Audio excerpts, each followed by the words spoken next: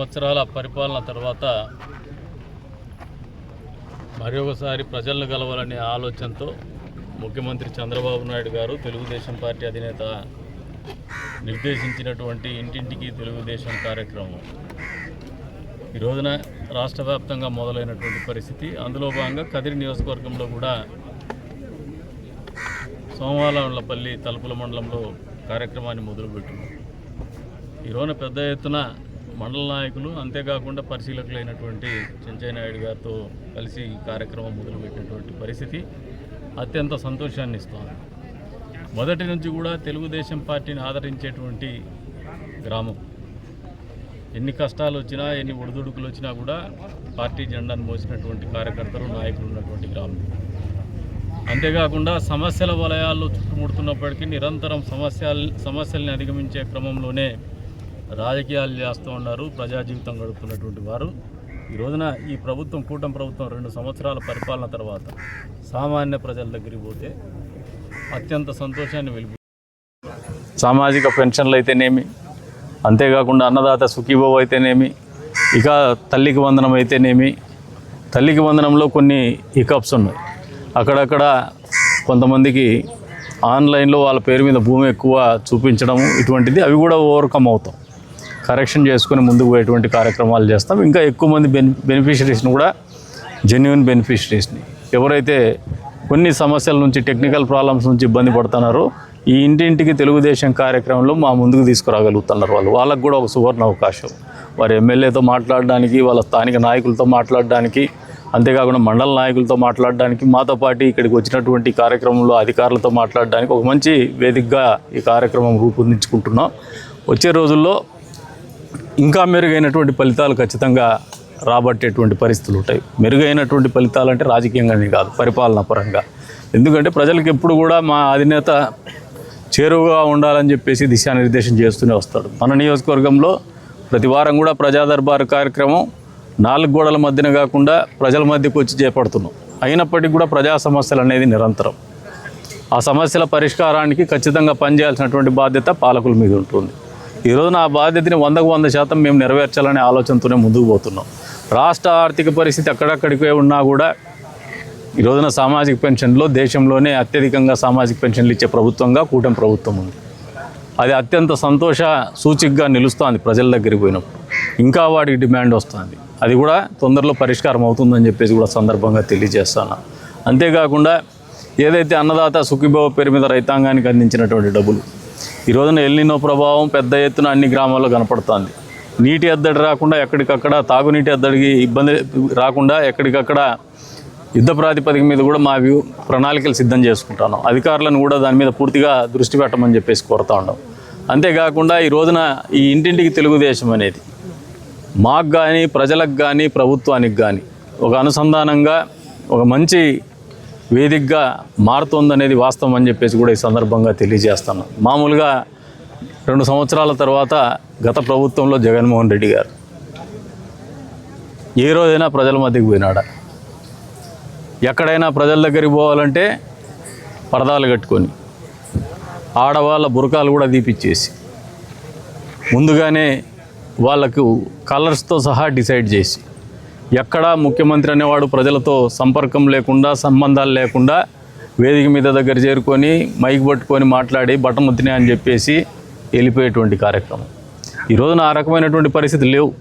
సాక్షాత్తు ముఖ్యమంత్రి గారు, ఉప ముఖ్యమంత్రి గారు, అంతేకాకుండా ప్రధానమంత్రి గారు కూడా పలుమార్లు ఈ రాష్ట్రాన్ని సందర్శించినారు.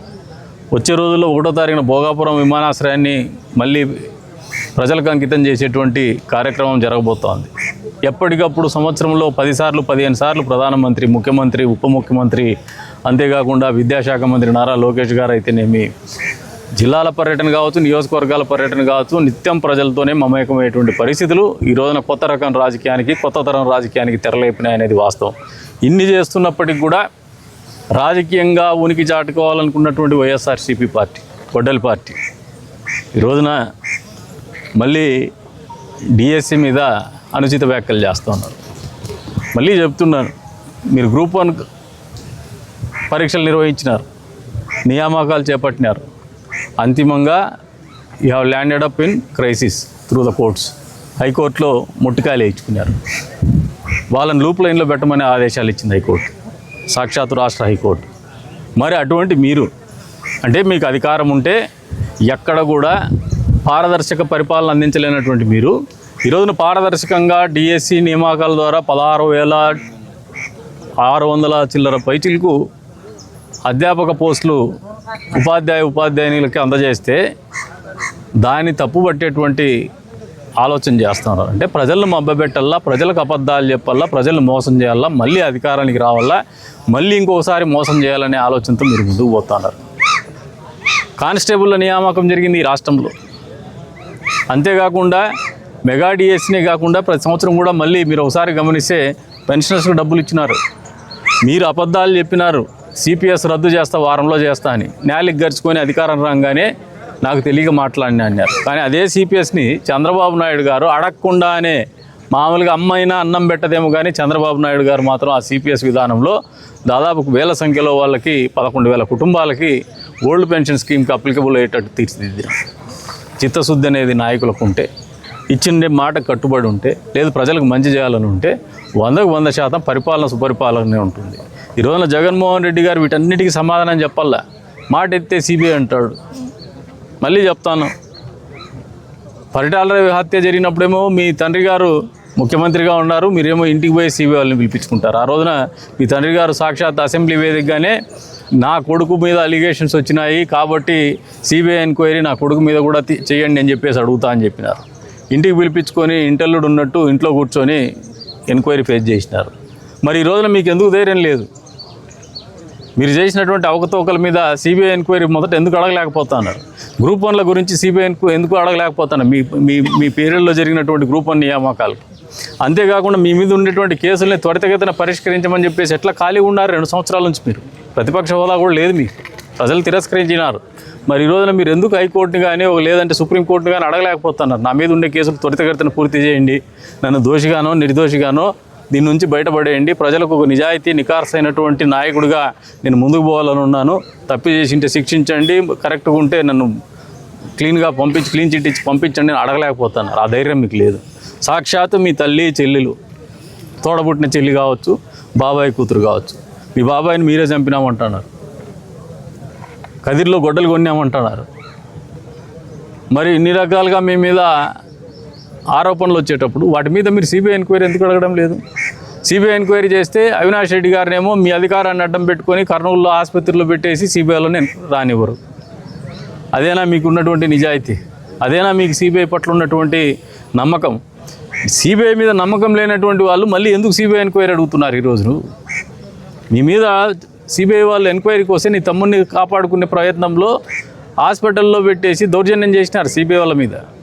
మరి మళ్ళీ ఈ రోజునేమో సిబిఐ ఎంక్వైరీ కావాలి డిఎస్సి మీద అంటారు. మొదటగా మీ మీద సిబిఐ ఎంక్వైరీ మీద చేసుకోండి. మీరు చేసినటువంటి గ్రూప్ 1 నియామకాల గురించి సిబిఐ ఎంక్వైరీ అడగండి. దాంట్లో నిజాయితీగా తేలి మళ్ళీ ఇంకోరి గురించి మాట్లాడమని చెప్పేసి వాళ్ళకి చెప్తున్నాము. ఈ రోజున ఇంటింటికి తెలుగుదేశం అనేది కాలరెత్తుకొని తెలుగుదేశం పార్టీ కార్యకర్తలు అందరి దగ్గరికి, ప్రజల దగ్గరికి పోగలుగుతున్నాం. ఇది మా నాయకుడు అందించినటువంటి 2 సంవత్సరాల పరిపాలన, ఆయన నిబద్ధత అని చెప్పేసి కూడా చెప్తాను.